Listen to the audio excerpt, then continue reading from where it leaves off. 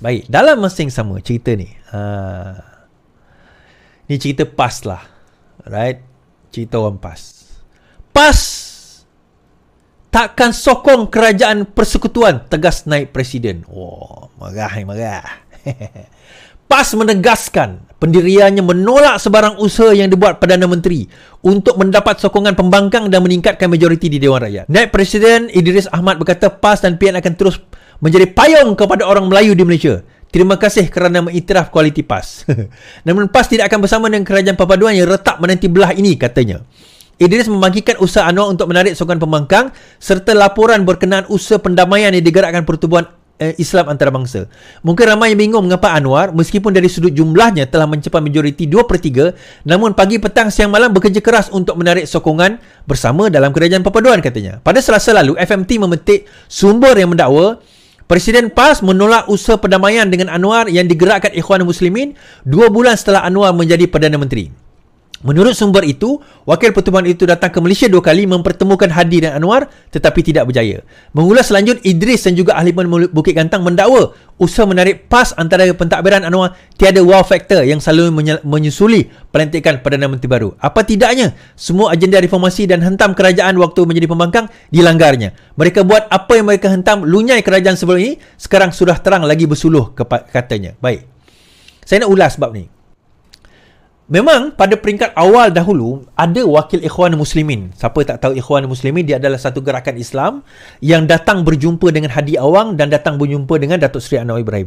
Untuk makluman tuan-tuan dan puan-puan, dua organisasi besar iaitu PAS di bawah Hadi dan juga ABIM di bawah Datuk Seri Anwar Ibrahim, dua-duanya adalah organisasi yang orang kata apa, at least sekurang-kurangnya bukan terpanah tetapi ada terpalit dengan fikrah daripada Ikhwan Muslimin. Okay, itu yang kita kena faham. So, wakil Ikhwan ada datang. Ini masa awal dulu, masa penubuhan kerajaan. 2 kali supaya didamaikan, supaya ada berlaku di mana kerajaan campuran. Ini bukan atas permintaan Datuk Seri Anwar Ibrahim. Saya ulang. Ini bukan atas permintaan Datuk Seri Anwar Ibrahim. Saya tahu peristiwa tersebut. Saya tahu dia berlaku. Dan saya tahu kat mana peristiwa itu berlaku. Pertemuan itu memang ada. Kita tak menafikan. Tetapi itu bukan atas permintaan Datuk Seri Anwar Ibrahim. Jadi bila naib Presiden PAS ini, konon-kononnya kata bahawa PAS tak akan sokong kerajaan persekutuan, orang Ikhwan datang jumpa dengan Hadi, minta ada pertemuan. Bukan pertemuan itu Anwar suruh Ikhwan datang jumpa Hadi, tak. Pertemuan itu memang Ikhwan yang pergi jumpa kedua-duanya dan minta supaya mereka bergabung menjadi sebuah kerajaan. Tetapi Hadi menolak. Datuk Seri Anwar Ibrahim kata saya tidak ada apa-apa masalah. Tetapi Hadi Awang yang menolak pada peringkat awal. Ini sebelum ada cerita nak apa orang kata bentuk kerajaan YDPA semua ni belum ada. Tetapi dah menang dah pada waktu itu, PAS pun menang. PAS sendiri yang tolak. So sebenarnya tak ada. Dan bila dia kata seolah-olah cerita dia tadi, seolah-olah cerita naib presiden tadi, Anwar yang terhegeh-hegeh nak cari kami. Anwar yang nak cari kami ni. Nampaknya sebab apa? Mereka retak menunggu belah. Tuan-tuan, dia cerita kita retak menunggu belah, tetapi 5 orang-orang dia lompat kat kita. Siapa yang retak menunggu belah? So, siapa yang kena kencing ni, tuan-tuan? Siapa yang cakap cukup jumlah, tetapi 5 ahli parlimen mereka menyatakan sokongan kepada PMX. Siapa yang retak menunggu belah? Dia umpama sekarang ini, orang dok tuduh kita kata macam-macam. Rumah kau nak roboh. Tapi sekali tengok rumah dia yang sengit sebelah. So, siapa yang retak menunggu belah sekarang ini? Namun, saya dah nyatakan benda ni awal dahulu. Bahawa ada ahli parlimen PAS yang telah berjumpa dengan wakil UMNO untuk menyatakan sokongan. Sehingga, tuan-tuan, baru-baru ini PAS sendiri mengatakan, ingat bai'ah kita. Bai'ah apa, tuan-tuan? Siapa yang pergi meninggalkan Parti Perjuangan PAS, maka dia telah menceraikan isterinya. Itulah ekstremisme dalam agama. Sanggup menggadaikan isteri sendiri. Apa kena mengena bini dia orang? Sanggup gadai bini sendiri demi politik, tuan-tuan. Orang macam ni yang tuan-tuan nak angkat jadi pemimpin. Gadai bini sendiri. Gadai. Seolah bini diorang ni tak ada nilai. Isteri mereka ni tak ada nilai, tuan-tuan. Gadai demi politik. Kalau sokong, jatuh talak. Cerai. Tapi saya boleh bagi satu petua lah pada orang PAS yang mana dah angkat sumpah. Boleh pergi ke Perlis. Perlis tidak mengiktiraf talak tersebut. Kan?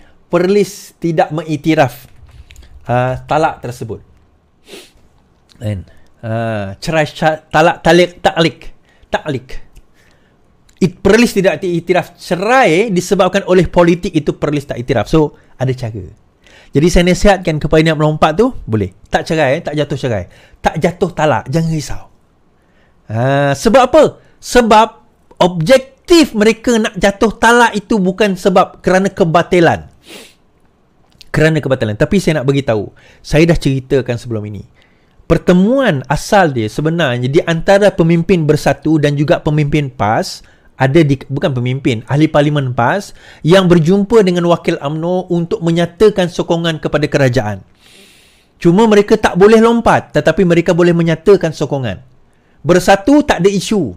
Dia tak sign apa-apa dokumen, dia tak mengatakan apa-apa, dia cuma kata kami sokong. Nak pecat, tak ada masalah.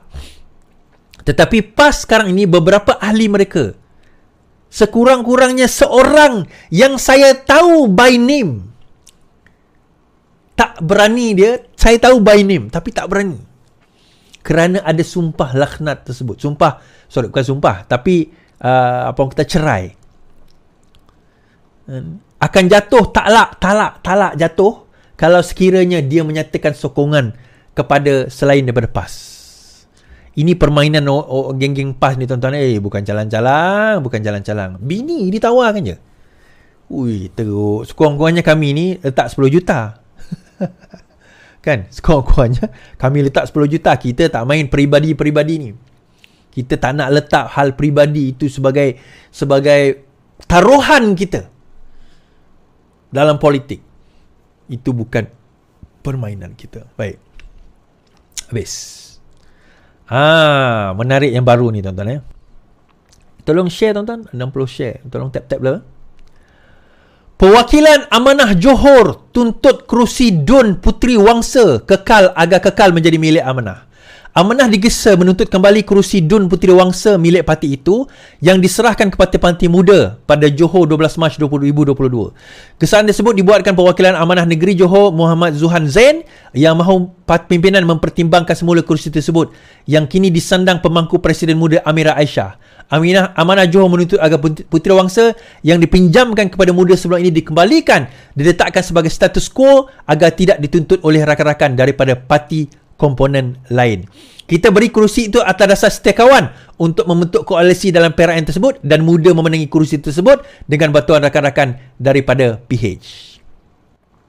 Jawapan mudah saya ialah begini. Kita dah menegur Amanah.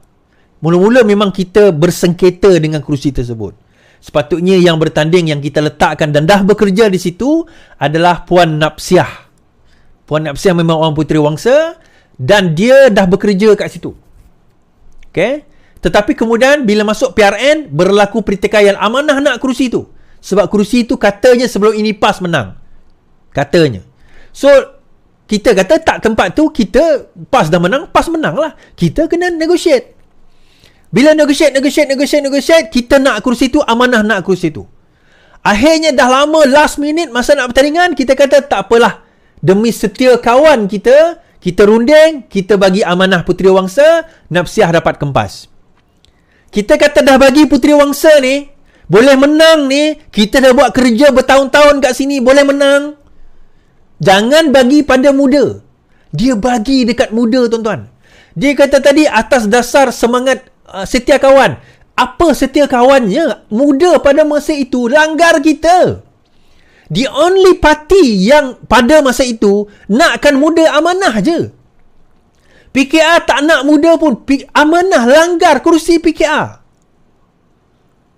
Kita kata Amanah pula. Muda langgar kerusi PKR. Muda khianat pada kita pada waktu itu. Kita kata jangan bagi kerusi itu pada Muda. Kenapa bagi kerusi pada Muda? In fact, saya jumpa dengan Faiz Fazil dekat airport. Saya kata kenapa bagi kerusi pada Muda? Dahlah kita gaduh pasal kerusi tu.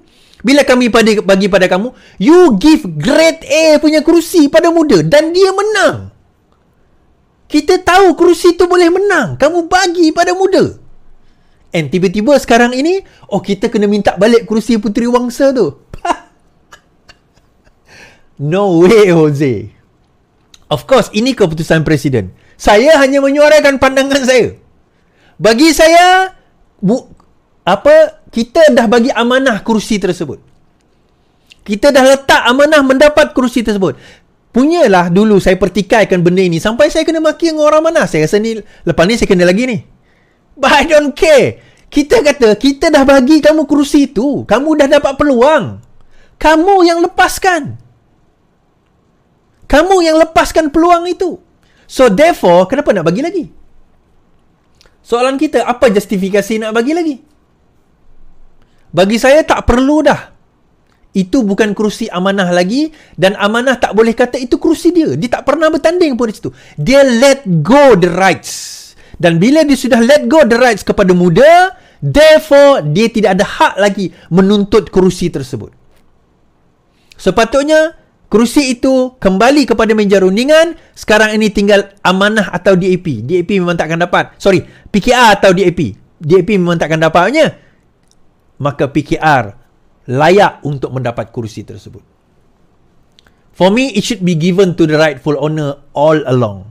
Kerja tu dah dibuat lama, tuan-tuan.